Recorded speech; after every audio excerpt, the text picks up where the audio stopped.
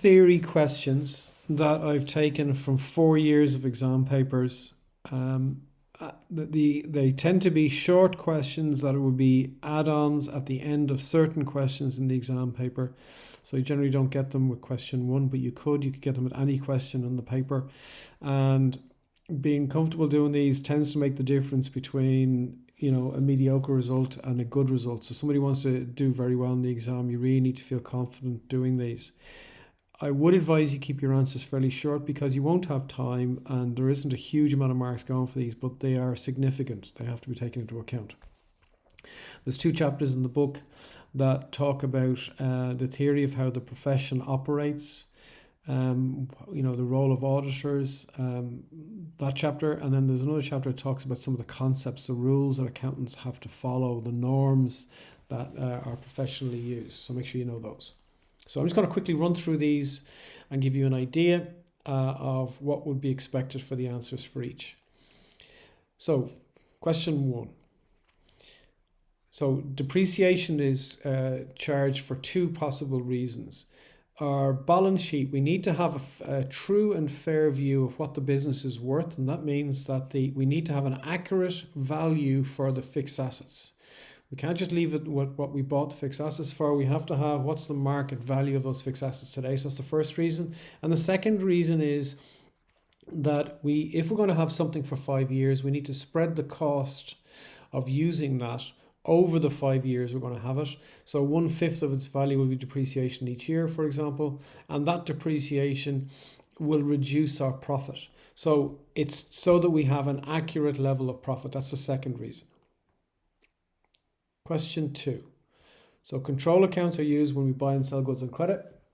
And the reason for them is to double check that we have the same total in each of the personal accounts. So let's just, if I focus only on debtors here for now. So when I add up the list of all the money I owe from reading each individual debtor's account and balancing all their accounts, and I compare that with all of the transactions that were recorded in the books on credit. So every time I did a credit sale, money received into a bank account from a debtor, anytime I gave out a discount, any of those recordings, if I compare the two, I can use as a stopgap, as an error checking mechanism to make sure it was always recorded twice in both places, because we need to accurately know how much money we're owed. Otherwise, if we don't get paid, we'll end up in financial difficulty. So it's done for error checking, very much like a suspense account. Next one. So an auditor is an inspector. I presume we understand, you've got a bookkeeper who records money in, money out. So they do the daily transactions. You have an accountant who makes sure that the system, the way we record things and the different names of accounts and the type of accounts we're using for things, that those are correct and they follow the norms for the profession, because we're looking to give a true and fair view of the state of affairs of the business. So the accountant works for the company. They may be either an employee or somebody who might be hired just at the end of the year to do the accounts.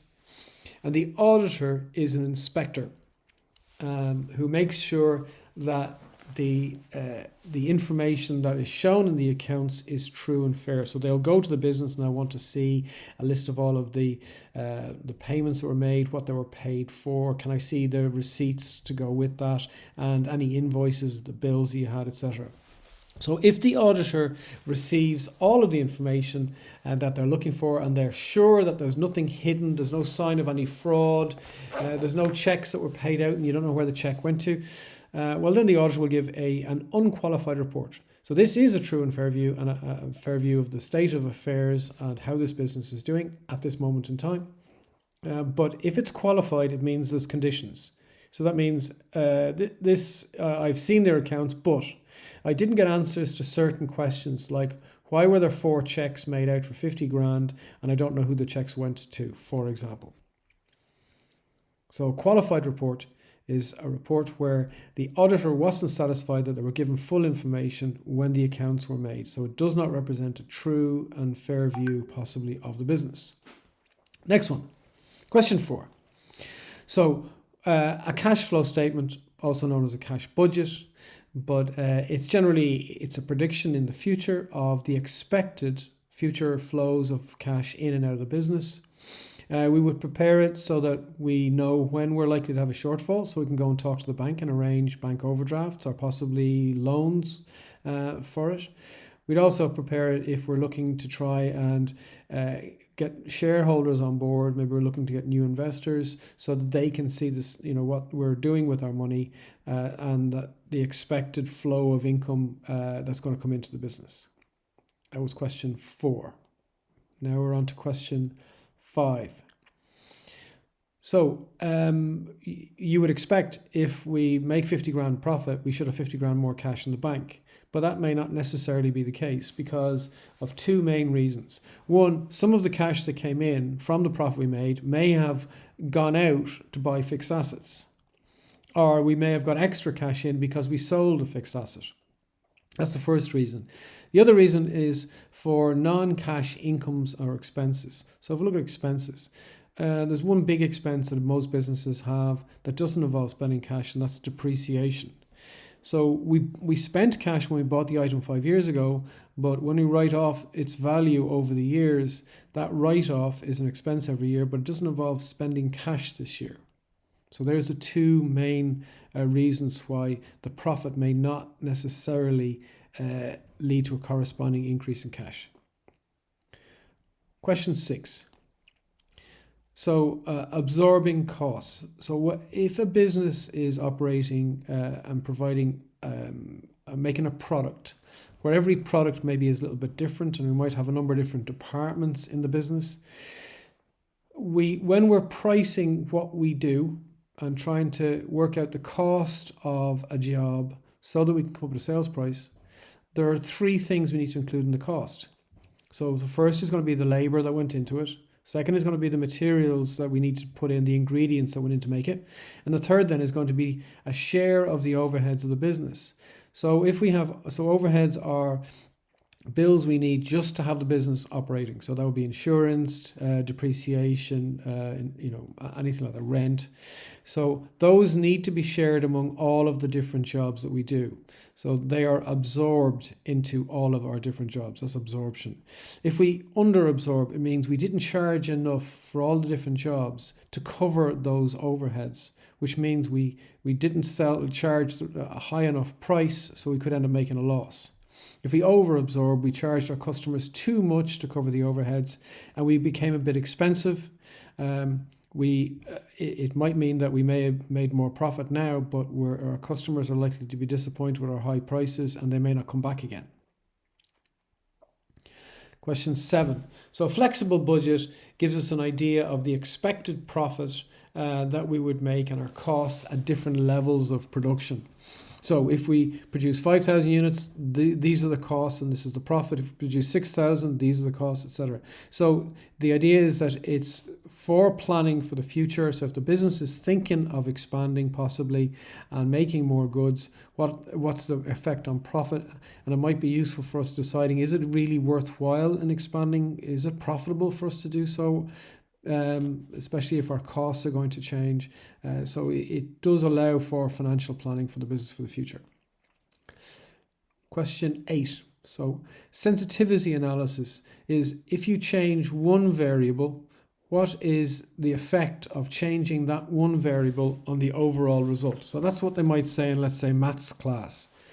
So if we think of the variables we're talking about here, so when a business is trying to work out its profit, it will be taking into account variables such as the sales price, the variable costs, so the ingredients that go into a product.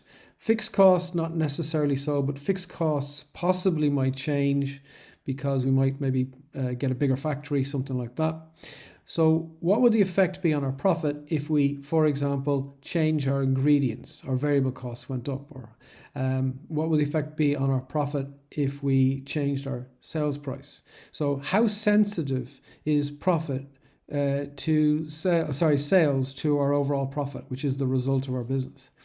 And it might guide us a little bit in making decisions about should we think about changing our sales price. So if it turns out that our customers are very sensitive, react very strongly to our sales price changes, well then we might need to think about not doing that possible.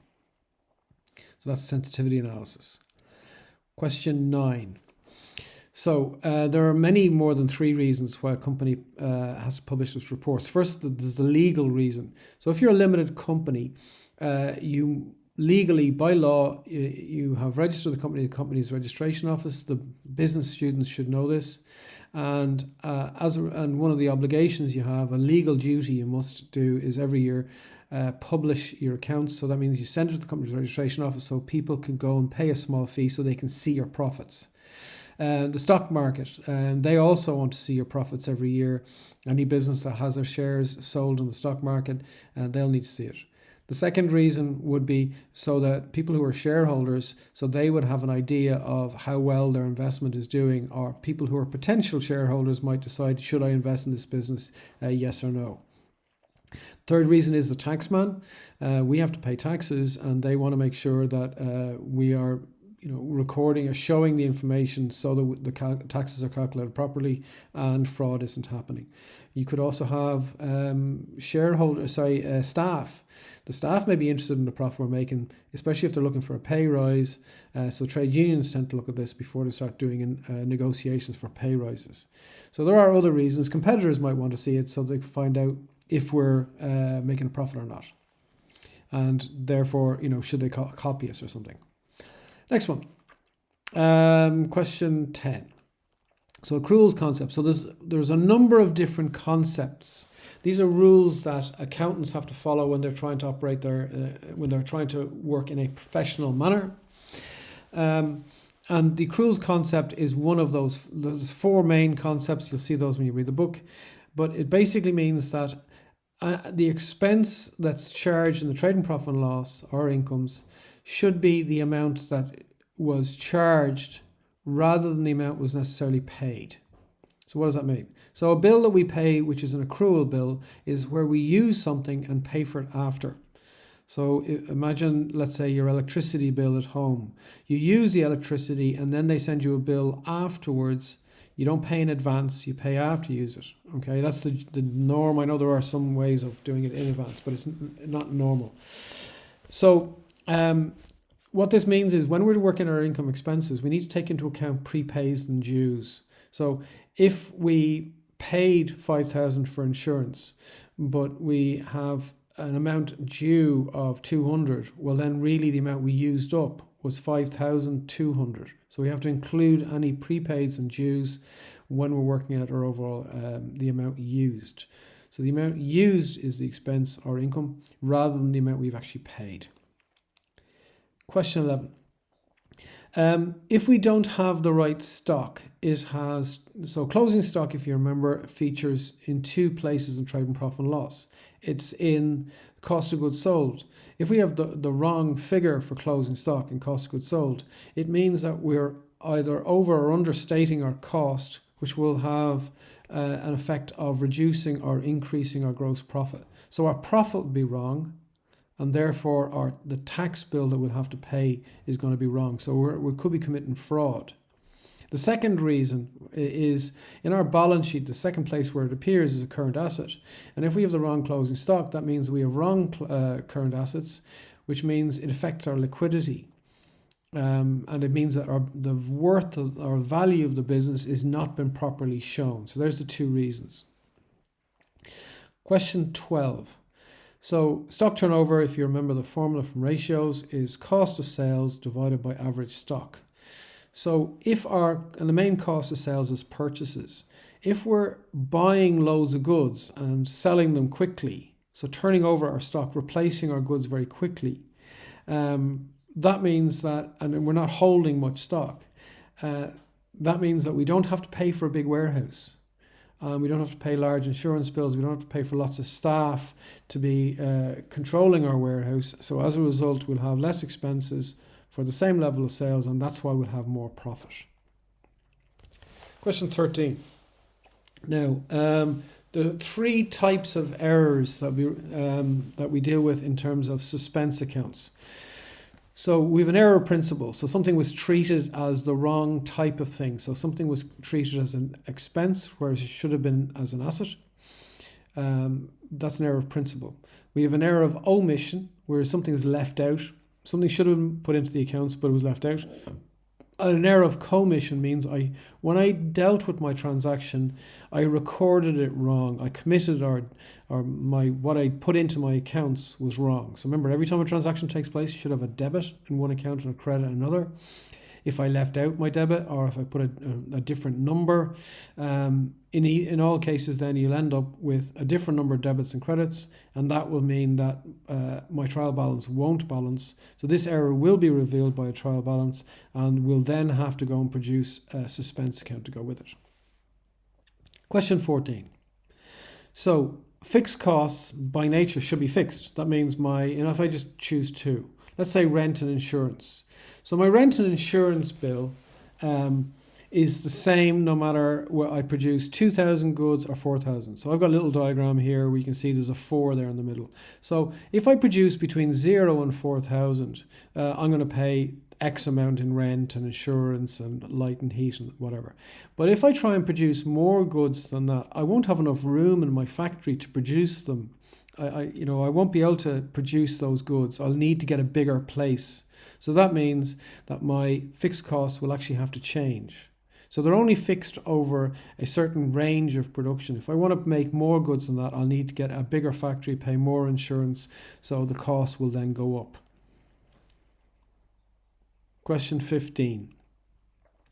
So marginal absorption costing. So marginal costing looks at changes in variable cost and how that would affect our overall profit. Absorption costing, as I've said already, looks at three things. So it's the cost of an item in terms of materials, labour, and a share of the overheads which we absorb into the overall cost of making those goods, and therefore when we're working at our sales price. So for financial accounting, we should really be using absorption costing because it includes all of the costs, not just materials and labour, the direct costs, but also the overhead. So we get, all of the costs of our business are included. Question 16.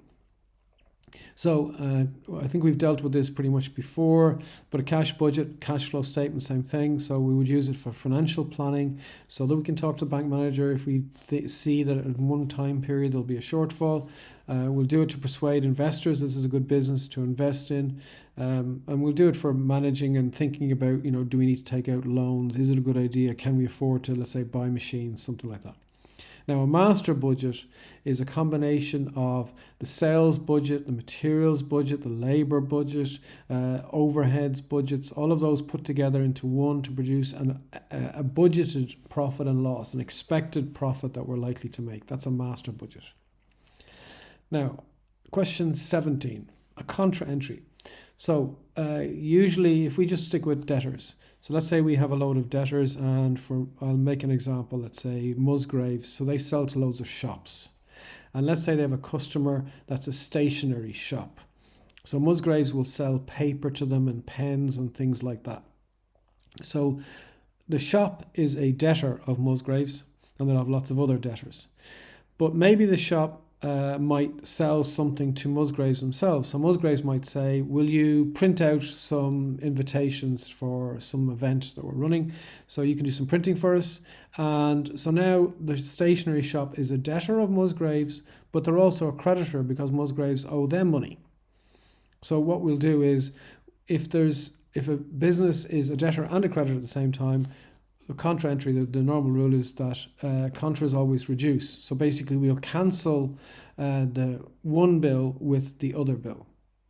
So if the debtors, the stationery shop owes Musgraves 10 grand and the Musgraves owe the shop €500, well then we'll just take the two of them away and we'll end up with a net bill of 9,500. So it's where a debtor may also occasionally be a creditor, and the bill for one is used to partially reduce the bill for another. Now, question 18. So a revenue reserve. So in terms of our balance sheet, in our balance sheet, we have all the money that was invested or financed long-term into the business. And there's two basic groups of people here. We've got shareholders and we've got the banks. So we'll have debentures or mortgages would be in there. But anytime we've got leftover money, leftover profit that's saved in the business for long-term finance, that's belonging to the shareholders. So a revenue reserve, the main one would be profit and loss balance, so retained profit that's saved in the business. But in terms of revaluation, when we revalue our land and it goes up in value, so remember when we talked about auditors, the trading profit and loss and balance sheet, but in particular the balance sheet should show a true and fair view of the state of affairs of the business. So if the land has gone up in value, we need to show that the business worth has gone up in value, and therefore the amount of money or the value, the worth of the investment, the shareholders' investment, it has also gone up in value. So the revaluation reserve is how much the investors' money has gone up in value because of revaluation. And that's why it's in financed by, because it's investors' money. Next one. Where are we now? So question 19. We've dealt with this one already, so it's just a repeat. So I'll just say very quickly, so non-cash expenses, so an expense which won't involve us spending money now, but we spent it before, something like, for example, depreciation, or if we write off a patent or something like that, that's an expense, but it doesn't involve us spending cash. Another might be, let's say, a profit on disposal of fixed assets. That's listed as an income, but that we may have made a large amount of money for selling the fixed asset, and that's cash. But the income itself would be, the profit would be a much smaller amount compared to that. So those two won't match up. So there's the two things. If we buy fixed assets or sell fixed assets, that will generate more cash, but it won't necessarily generate profit. Next, question 20.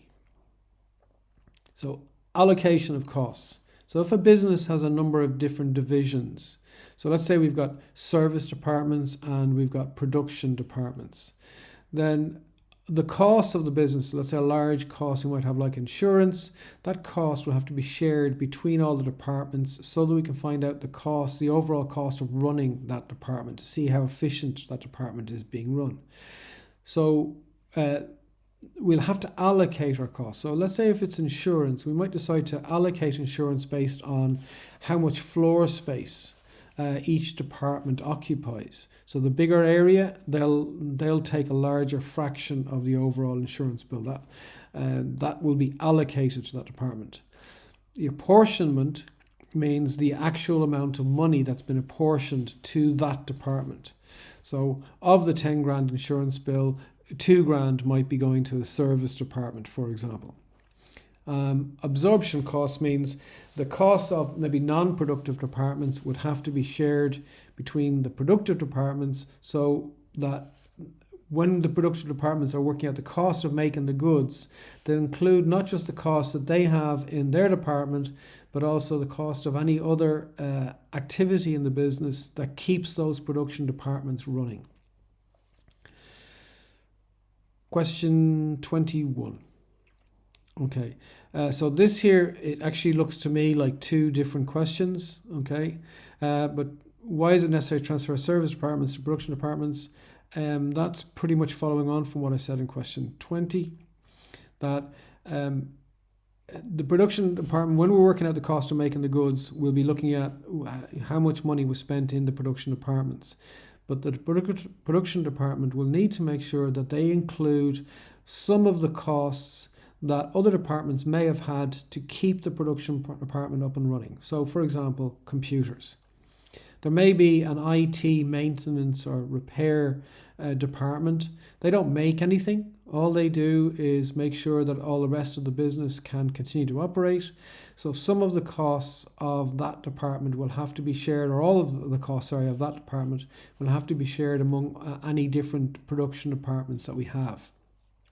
So if we have one production department has 75% of all the computers in the business and the other is 25%, well then 75% of all the costs of running the IT repair department will have to go to the first production department, and the rest will go to the other production department.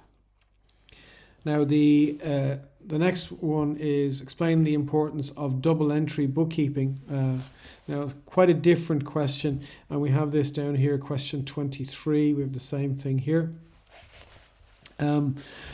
Double entry bookkeeping means every time a transaction takes place, it has an effect in two areas of the business. So, for example, if we spend money on insurance, it will affect the amount we've used up, the expense for insurance, but will also affect the amount of cash that we have, or the amount of money that's sitting in our bank account. So it has two different effects. One effect is going to be, in this case, is affecting an asset, which is going to be shown on the balance sheet. So we'll see how much our bank is or is not. And then the other then is going to be affecting a trading profit and loss item. So in this case, it's an expense. So those have to be, so there's two effects always of every transaction takes place. And both effects must be shown, otherwise our trial balance will not balance, and that will lead us to producing a suspense account. So that was question 1 and question 23. Question 22. So depreciation is the loss of value of an asset. Straight line is where we just decide, well, how many years when you have the item for, and we're going to spread the cost of using that item over its that useful economic life. So if we're going to have a machine for 5 years and it's going to be worth nothing at the end, well, then we'll just get a fifth of it and we'll put that into each year. We'll share that as an expense each year. Reducing balance is more for vehicles, because they tend to go down in value much quicker at the beginning than they do later on in their life. So we will depreciate them on a sliding scale, and the way we calculate it is it's a percentage of what the thing was worth at the beginning of each year. So it'll be worth loads at the beginning of the first year, so there'll be loads amount of depreciation. By the time a few years goes in, it'll be worth less and less and less, so the depreciation will be smaller and smaller and smaller each year. So 23 we've already looked at. 24. So drawings is the amount of money for a sole trader that's going to be taken out for their own use, and that's devaluing their capital. So the owner would have put money into the business, and hopefully that business would have made profit, which is added to our capital each year. And then when the owner takes out a wage for themselves or takes out goods, that will be reducing their capital each year. So it's done so that we know what the business is worth each year, and to keep track of how much the owner is taking out. Question 25. So we've already talked before about the role of auditors. So an auditor is an outside inspector. Make sure that there is a true and fair view. The final accounts are a true and fair view of the state of affairs of the business. Shareholders benefit because they know that an independent person has looked at the accounts and is happy with the way the business has been run. The shareholders can trust the information so that they can make an effective decision as to, should I decide to invest money in this business, yes or no. That's the main thing. Purpose of a suspense account, this is question 26. So if we've done our double entry bookkeeping correctly, and we've done a debit for every credit, then that means that when we balance all of our accounts, all the asset, liability, expense and income accounts, we balance them all and we produce a trial balance. And that trial balance, the two totals should be the same. If they're not, then we've made a mistake, and we need to go, and with that mistake, the difference in the trial balance, we put into the suspense account, and then we'll go and start hunting for finding out where the errors were, and we would fix the errors, which will then cancel out the entries in the suspense account. So it's used for error correction identification. Question 27. So a financial accountant prepares trading profit and loss and balance sheet to find out the financial state of affairs of a business. A management accountant, they analyze business figures so that they can help provide information so the business can make better decisions. So decisions like, should we make more goods or not? Should we spend money on an advertising campaign? What price should we charge for our goods? Is it a good idea to make these products at all? Or should we consider not making a particular group of products? So it provides information to managers of businesses so that they can make better decisions for the smooth running of the business. Finally, question 28. So we've looked, I think, at this a little bit before, but basically a flexible budget looks at the possible costs and profits at a range of different levels of production. And we might prepare it so that we can make better decisions as to how many goods to make, so that we know what profit we might make and how much our costs are likely to be. How much, like, are we going to break even, for example, or is it a waste of time making these goods at all? Okay, so that's all 28 of those. What I would say to you is it's important that your answers are short because you don't have an awful lot of time. So maybe come back and use this again. That might kind of guide you a little bit.